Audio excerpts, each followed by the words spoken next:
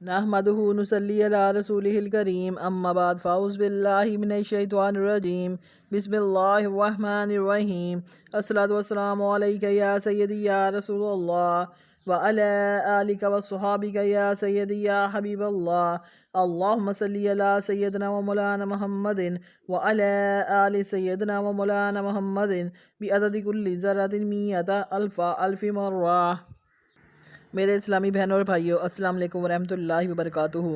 मैं आपकी बहन यूट्यूब चैनल से बात कर रही हूँ। आप सब कैसे हैं? मेरी रब्बे काबा से इल्तिजा है कि हमारे घरों में खैर व बरकत अता फरमाए, कुल बीमारों को शफा दे, बेज़रों को ज़र दे, बेघरों को घर दे, बे औलादों को साहब औलाद करे, परेशान हालों की परेशानियाँ दूर फरमाए, कुल उम्मत मुसलमा को अपने हिफ्ज़ व अमान में रखे और सबकी नेक दिली हजात को कबूल व मंजूर फरमाए, आमीन। मेरी आज की इस्लामी वीडियो 4 बातों पर मबनी है। नंबर 1 तर्जमा सूरतुल बकरा, रकू नंबर 38, 39 और 40। नंबर 2 चंद अहादीस मुबारका।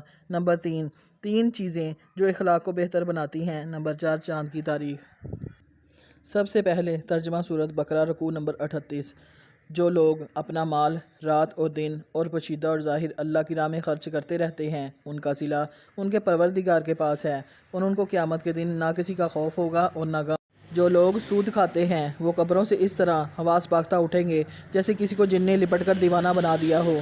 ये इसलिए कि वो कहते हैं कि सौदा बेचना भी तो नफ़ा के लिहाज से वैसा ही है जैसे सूद लेना, हालांकि सौदे को अल्लाह ने हलाल किया है और सूद को हराम। तो जिस शख्स के पास अल्लाह की नसीहत पहुंची और वो सूद लेने से बाज आ गया तो जो पहले हो चुका वो उसका और क़यामत में उसका मामला अल्लाह के सुपुर्द। और जो फिर लेने लगा तो ऐसे लोग दोज़गी हैं कि हमेशा दोज़ख में जलते रहेंगे। अल्लाह सूद को नाबूद यानी बेबरकत करता और खैरात की बरकत को बढ़ाता है और अल्लाह किसी नाशुक्र गुनाहगार को दोस्त नहीं रखता।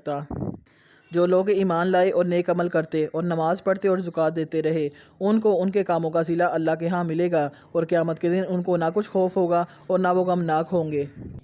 मोमनो, अल्लाह से डरो। अगर ईमान रखते हो तो जितना सूद बाकी रह गया है उसको छोड़ दो। फिर अगर ऐसा ना करोगे तो तुम अल्लाह और उसके रसूल की तरफ से ऐलान जंग सुन लो, और अगर तौबा कर लोगे और सूद छोड़ दोगे तो तुमको अपनी असली रकम लेने का हक़ है, जिसमें ना औरों का नुकसान हो और ना तुम्हारा नुकसान। और अगर कर्ज़ लेने वाला तंगदस्त हो तो उसे कुशाइश के हासिल होने तक मोहलत दो, और अगर ज़रे कर्ज़ बख्श दो तो वह तुम्हारे लिए ज़्यादा अच्छा है, बशर्त ये कि समझो और इस दिन से डरो जबकि तुम अल्लाह के हजूर में लौट कर जाओगे, और हर शख्स अपने अमाल का पूरा पूरा बदला पाएगा और किसी का कुछ नुकसान ना होगा।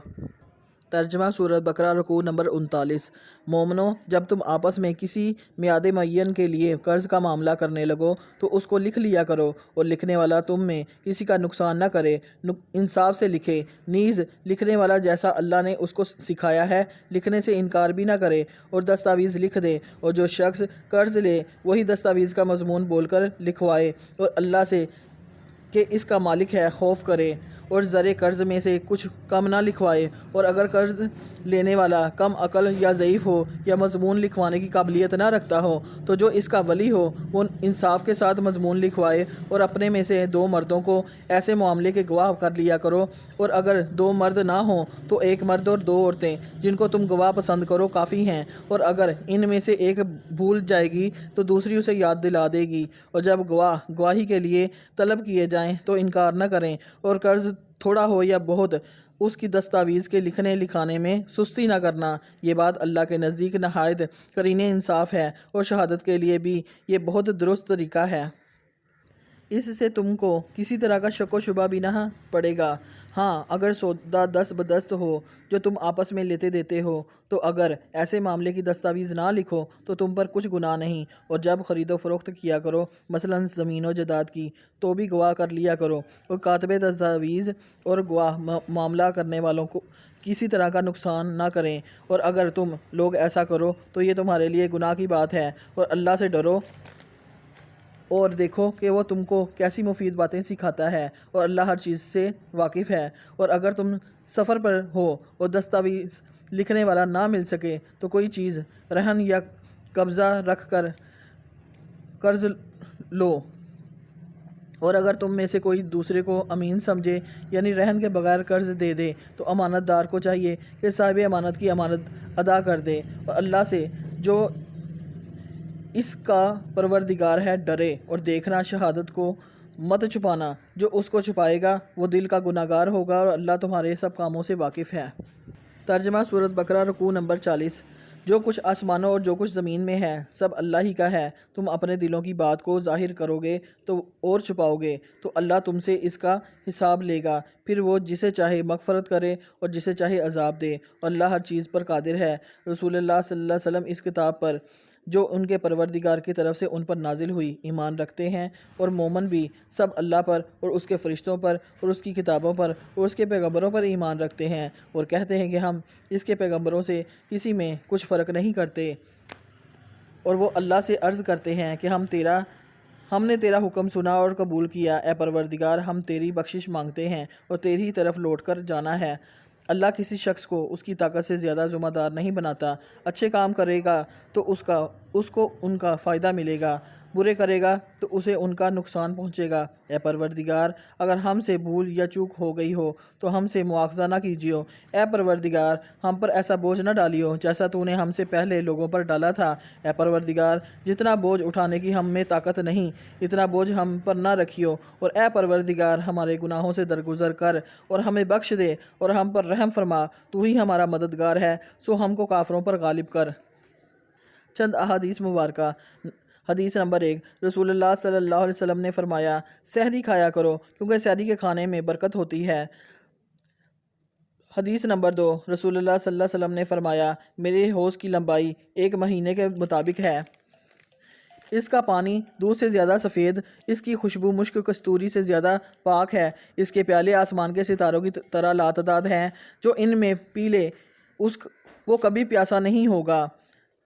بحوالہ صحیح بخاری 6579۔ حدیث نمبر 3۔ رسول اللہ صلی اللہ علیہ وسلم نے ارشاد فرمایا، جس نے رمضان کے روزے کو فرض سمجھ کر ثواب کی امید سے رکھا وہ بخشا گیا، صحیح بخاری۔ حدیث نمبر 4۔ فرمان مصطفیٰ صلی اللہ علیہ وسلم ہے، ہر شے کے لیے زکوٰۃ ہے اور جسم کی زکوٰۃ روزہ ہے، اور روزہ آدھا صبر ہے۔ بحوالہ سنن ابن ماجہ۔ حدیث نمبر 5۔ حضرت زید بن خالد سے روایت ہے کہ رسول پاک صلی اللہ علیہ وسلم نے ارشاد فرمایا، جس نے روزے داروں کا روزہ افطار کروایا اسے ان روزوں داروں کے برابر ثواب ملے گا، لیکن ان روزہ داروں کے ثواب میں کچھ کمی نہیں ہوگی۔ سلسلہ ابن ماجہ۔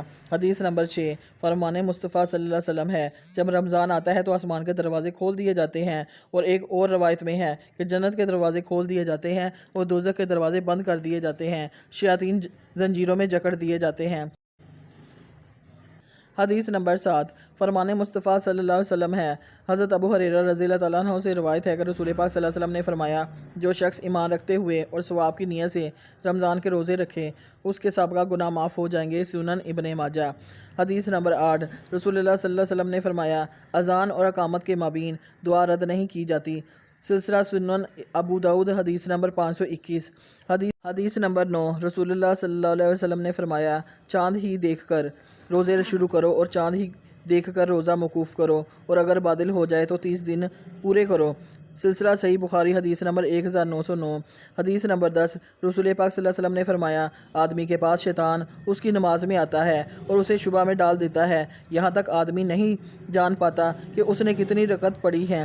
چنانچہ تم میں سے کسی کو اگر اس قسم کا شبہ محسوس ہو تو اسے چاہیے کہ وہ بیٹھے بیٹھے سہو کے 2 سجدے کر لے۔ سلسلہ سنن ترمذی۔ حدیث نمبر 397۔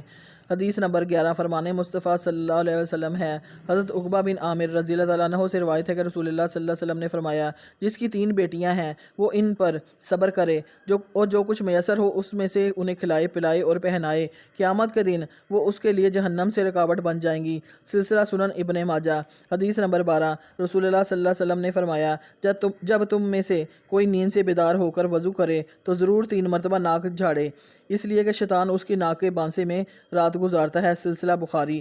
حدیث نمبر 13۔ رسول اللہ صلی اللہ علیہ وسلم نے فرمایا، نماز میں ثواب کے لحاظ سے سب سے بڑھ کر وہ شخص ہوتا ہے جو مسجد میں نماز کے لیے زیادہ دور سے آئے، اور جو شخص نماز کے انتظار میں بیٹھا رہتا ہے اور پھر امام کے ساتھ پڑھتا ہے، اس شخص سے اجر میں بڑھ کر ہے جو پہلے سے پڑھ کر سو جائے۔ سلسلہ صحیح بخاری۔ حدیث نمبر 651۔ حدیث نمبر 14۔ رسول پاک صلی اللہ علیہ وسلم نے فرمایا مسکین وہ نہیں جسے ایک دو لقمے در در پھرائیں، مسکین تو وہ ہے جس کے پاس مال نہیں لیکن اسے سوال سے شرم آتی ہے اور وہ لوگوں سے چمٹ کر نہیں مانگتا، مسکین وہ جو کمائے مگر بقدر ضرورت پا نہ سکے۔ حدیث نمبر 15۔ حیا ایمان کا حصہ ہے اور ایمان جنت میں جانے کا باعث ہے، اور بے حیائی کا تعلق ظلم سے ہے اور ظلم جہنم میں جانے کا باعث ہے۔ سلسلہ جامعہ ترمذی حدیث نمبر 2009۔ حدیث نمبر 16۔ رسول پاک صلی اللہ علیہ وسلم نے فرمایا روزہ جہنم کی آگ کے سامنے ڈھال ہے، یعنی روزہ رکھنے سے انسان جہنم کی آگ سے محفوظ رہتا ہے۔ سلسلہ الکافی جیم 4 سواد 162۔ نمبر 3۔ تین چیزیں جو اخلاق کو بہتر بناتی ہیں۔ نمبر 1، تین چیزیں ایک ہی جگہ پرورش پاتی ہیں۔ نمبر 1 پھول، نمبر 2 کانٹے، نمبر 3 خوشبو۔ نمبر 2، تین چیزیں ہر ایک کو ملتی ہیں۔ نمبر 1 خوشی، نمبر 2 غم، نمبر 3 موت۔ نمبر 3، تین چیزیں ہر ایک کی الگ الگ ہوتی ہیں۔ نمبر 1 صورت، نمبر 2 سیرت، نمبر 3 قسمت۔ نمبر 4، تین چیزوں کو کبھی چھوٹا نہ سمجھو۔ نمبر 1 قرض، نمبر 2 فرض، نمبر 3 مرض۔ نمبر 5، تین چیزوں کو مت ٹھکراؤ۔ نمبر 1 دعوت، نمبر 2 تحفہ، نمبر 3 مشورہ۔ نمبر 6، تین چیزوں کو ہر کوئی اپنا لے۔ نمبر 1 صبر، نمبر 2 رزق، نمبر 3 شکر۔ نمبر 7، تین چیزوں کو ہمیشہ پاک رکھو۔ نمبر 1 جسم، نمبر 2 خیالات، نمبر 3 لباس۔ نمبر 8، تین چیزوں کو ہمیشہ یاد رکھو۔ نمبر 1 نعمت، نمبر 2 احسان، نمبر 3 موت۔ نمبر 9، تین چیزوں کو ہمیشہ حاصل کرو۔ نمبر 1 علم، نمبر 2 اخلاق، نمبر 3 ہنر۔ نمبر 10، تین چیزوں سے ہمیشہ پرہیز کرو۔ نمبر 1 حسد، نمبر 2 غیبت، نمبر 3 چغل خوری۔ نمبر 11، تین چیزوں کو ہمیشہ قابو میں رکھو۔ نمبر 1 زبان، نمبر 2 غصہ، نمبر 3 نفس۔ نمبر 12، تین چیزوں کے لیے لڑو۔ نمبر 1 دین، نمبر 2 حق، نمبر 3 عزت۔ نمبر 13، تین چیزیں ہمیشہ واپس نہیں آتی۔ نمبر 1 زندگی، نمبر 2 وقت، نمبر 3 جوانی۔ اسلامی کیلنڈر۔ آج چاند کی تاریخ 2 رمضان المبارک 1445 ہجری ہے۔ انگریزی تاریخ 13 مارچ 2024 ہے۔ دیسی تاریخ 30 پھاگن اور بدھ کا دن ہے۔ میرے اسلامی بہنوں اور بھائیوں، اگر آپ کو میری اسلامی ویڈیو اچھی لگی ہو تو پلیز میرے چینل کو لائک اور سبسکرائب کریں اور زیادہ سے زیادہ شیئر کریں۔ جزاک اللہ۔